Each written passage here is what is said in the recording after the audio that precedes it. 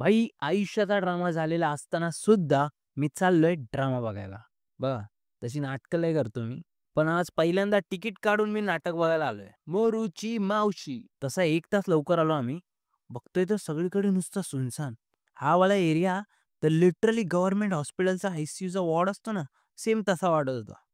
लगेचच canteen open झाली. काय खाऊ, काय खाऊ विचार करत होतो. तेवढ्यात ना त्यांनी समोसे आणून ठेवले समोर आणि मग ना एक जोक झाला. तर झालं काय, आम्ही लिटरली हावऱ्यासारखे समोसे बघत होतो.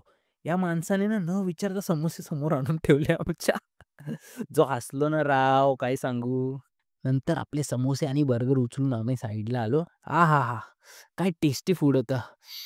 लय मजा आली.